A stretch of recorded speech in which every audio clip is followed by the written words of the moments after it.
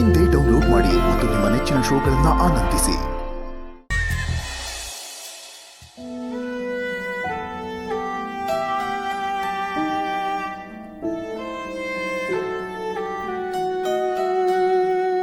ಓಹೋ ಏನ್ ಸಾವಿತ್ರಿ, ಕುತ್ಕೋ. ಏನಿವೆಲ್ಲ? ಅಣ್ಣ ಈಗ ಬಂದ್ರ? ನಾನೇನೋ ಈಗ ಬಂದೆ, ಆದ್ರೆ ಇಲ್ಲಿ ನಡೀತಿರೋದು ಏನು? ಏನ್ ನಡೀತಿರೋದು? ನನ್ನ ಹೆಂಡತಿಗೆ ನಾನು ತಿನ್ನಿಸ್ತಾ ಇದ್ದೀನಿ. ಇದ್ರಲ್ಲಿ ಆಶ್ಚರ್ಯ ಪಡೋದು ಏನಿದೆ ಸಬ್ಬು? ಬಾ ಭೂತ ಭಗವಂತನ ತರ ಮಾತಾಡ್ದಂಗಾಯ್ತು. ಇಷ್ಟೊಂದು ಒಳ್ಳೆ ಬುದ್ಧಿ ತಮಗೆ ಯಾವಾಗ ಬಂತು? ಆ ಭಗವಂತನೇ ಈ ಭೂತಕ್ಕೆ ಬುದ್ಧಿ ಹೇಳಿದ್ಮೇಲೆ ಆಯ್ತಾಯ್ತು. ಏನಿಲ್ಲ ಅಣ್ಣ, ಯಜಮಾನ್ರು ಇವ್ರಿಗೆ ಹೇಳವ್ರೆ ಹೆಂಡ್ತಿನ ಸಂತಾಗ್ ನೋಡ್ಕೋಬೇಕು ಅಂತ. ಅದಕ್ಕೆ ಈ ತರ ಸೇವೆ ನಡೀತಾ ಇತ್ತು. ಪರವಾಗಿಲ್ವೇ, ಯಜಮಾನ್ರು ಮಾತಿಗೆ ಬೆಲೆ ಕೊಟ್ಟು ನಿನ್ನ ಚೆನ್ನಾಗಿ ನೋಡ್ಕೋತಾ ಇದ್ದಾನೆ ಅಂತ ಹಂಗಾಯ್ತು. ಹೆಂಡ್ತಿ ಗರ್ಭಿಣಿ ಆಗಿರ್ಲಿ ಆಗದೆ ಇರ್ಲಿ, ಯಾವತ್ತಿಗೂ ಅವಳನ್ನ ಹೀಗೆ ನೋಡ್ಕೋಬೇಕು, ಇಷ್ಟೇ ಪ್ರೀತಿಯಿಂದ ನೋಡ್ಕೋಬೇಕು.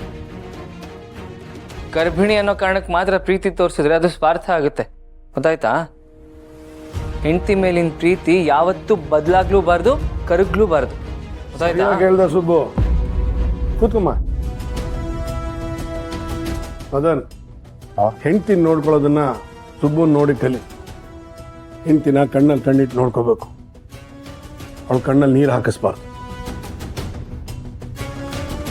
ಸರಿ. ಏನ್ ಸುಬ್ಬು, ಏನೇನೋ ತಂದ್ಬಿಟ್ಟಿದ್ಯಾ? ಅಯ್ಯೋ, ಇದು ಸಾವಿತ್ರಿಗೋಸ್ಕರ ಒಂದಷ್ಟು ತಿಂಡಿಗಳು ಮನೆಯಿಂದ ತಂದಿದ್ದೆ ಯಜಮಾನ್. ಸಾವಿತ್ರಿ ಗರ್ಭಿಣಿ ಅಂತ ನಿನಗೂ ಗೊತ್ತಾಗೋಯ್ತಾ?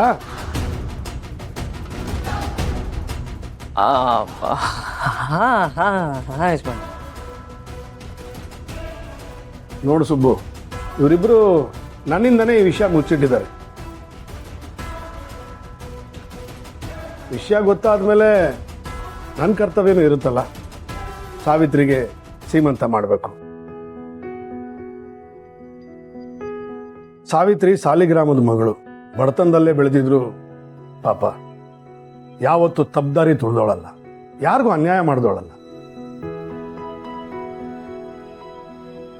ಮೇಲಾಗಿ ಅವಳು ನಮ್ಮನೆ ಸೊಸೆ. ಸೀಮಂತ ಮಾಡೋದು ನನ್ನ ಕರ್ತವ್ಯ.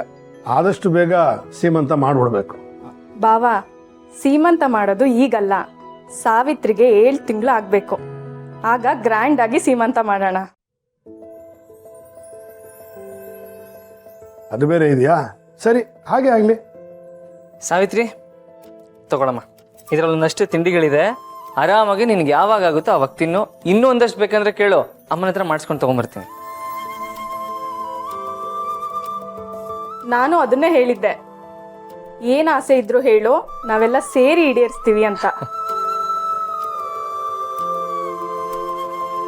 ಅದರಲ್ಲೂ ಈ ತಿಂಡಿಗಳು ತುಂಬಾ ಸ್ಪೆಷಲ್ ಸಾವಿತ್ರಿ. ಎಷ್ಟು ರುಚಿಯಾಗಿದೆ ಗೊತ್ತಾ? ತಿಂದ್ರೆ ಹಂಗೆ ಕಳೆದು ಹೋಗ್ಬಿಡ್ತಾರೆ. ಹೌದಾ? ಏನಪ್ಪ ಅಂತ ಸ್ಪೆಷಲ್ಲು?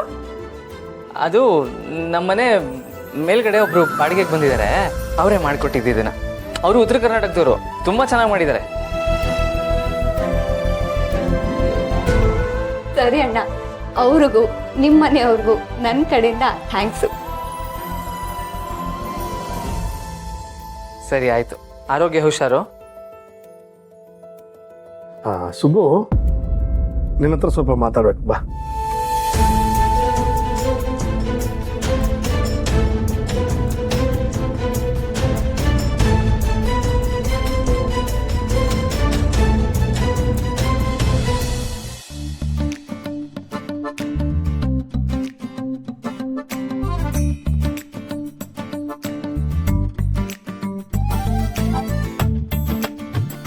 ಇದೇನಿದು? 100 ಎಕರೆ ಜಾಗ, ಮನೆ, ತೋಟ ಅಂತ ಎಲ್ಲ ಹೇಳಿದ್ರು. ಇಲ್ಲಿ ನೋಡಿದ್ರೆ ಬರೀ ಗೋಡೌನ್ ಇದೆಯಲ್ಲ, ಇದೇನಪ್ಪ ಇದು? ಓ, ಯಾವುದೋ ಕಾರ್ ಬಂತು, ಅಡ್ರೆಸ್ ತಪ್ಪು ಬಂದಿದ್ದೀನಿ ಅಂತ ಕಾಣುತ್ತೆ. ಇವ್ರ ಜೊತೆನೇ ವಾಪಸ್ ಹೋಗ್ಬಿಡುದು, ಆಮೇಲೆ ಪೂಜೆ ಮುಗಿಸಿ ವಾಪಸ್ ಬಂದ್ರಾಯ್ತು.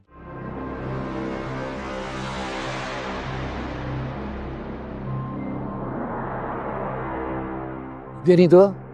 ವಿಜಯಾಂಬಿಕಾ ಮೇಡಮ್, ಇವ್ರು ಯಾಕೆ ಇಲ್ಲಿ ಬಂದ್ರು?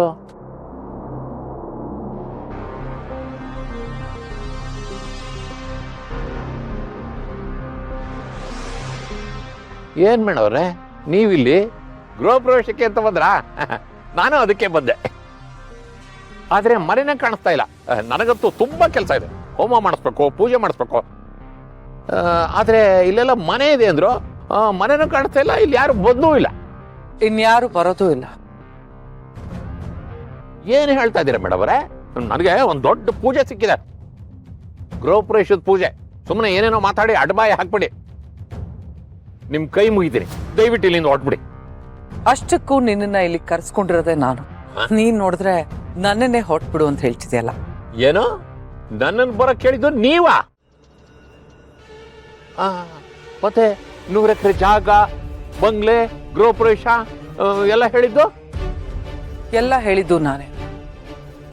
ನಿನ್ನನ್ನ ಇಲ್ಲಿ ಕರ್ಸ್ಕೋಬೇಕಾಗಿತ್ತು, ಅದಕ್ಕೆ ಅದನ್ನೆಲ್ಲ ಹೇಳ್ದೆ. ಏನ್ ಮೇಡಮ್ ಅವರ ಇದು? ಒಬ್ಬ ಪಂಡಿತನ, ಒಬ್ಬ ಮೇಧಾವಿನ, ಒಬ್ಬ ಬುದ್ಧಿವಂತನ ಹೀಗೆಲ್ಲ ಕರೆದು ಅವಮಾನ ಮಾಡೋದು ಬಹಳ ತಪ್ಪು. ತಪ್ಪು ಒಪ್ಪುಗಳನ್ನ ಬಿಸಿ ತುಪ್ಪದ ಹಾಗೆ ಬಾಯಲ್ಲಿ ಇಟ್ಕೊಳ್ಳೋಂತ ಬೆಪ್ಪ ನಾನಲ್ಲ. ನಾನು ಅಪ್ಪಿ ತಪ್ಪಿ ಶಾಪ ಕೊಟ್ಬಿಟ್ರೆ ಅದು ನಿಜ ಆಗ್ಬಿಡುತ್ತೆ. ನೀವು ಈ ರೀತಿ ನನ್ನನ್ನು ಕರೆಸಿ ಅವಮಾನ ಮಾಡಿದ್ರ, ಇದು ತಪ್ಪು.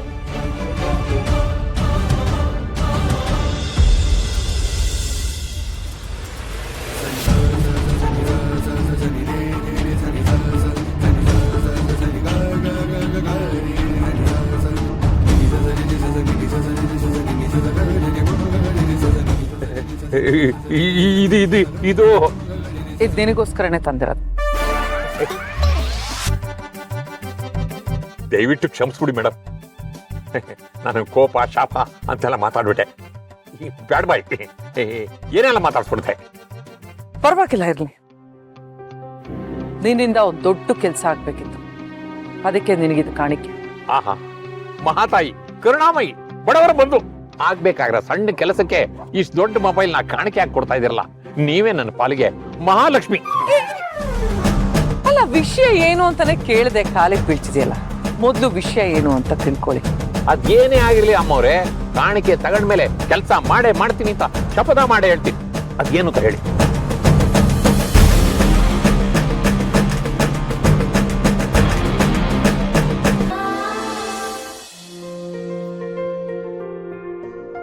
ಸುಬ್ಬು ಕೂತ್ಕೋ. ಪರವಾಗಿಲ್ಲ, ಹೇಳಿ ಯಜಮಾನ್ರೆ. ಅಯ್ಯ ಕೂತ್ಕೊಳ್ಳಯ್ಯ.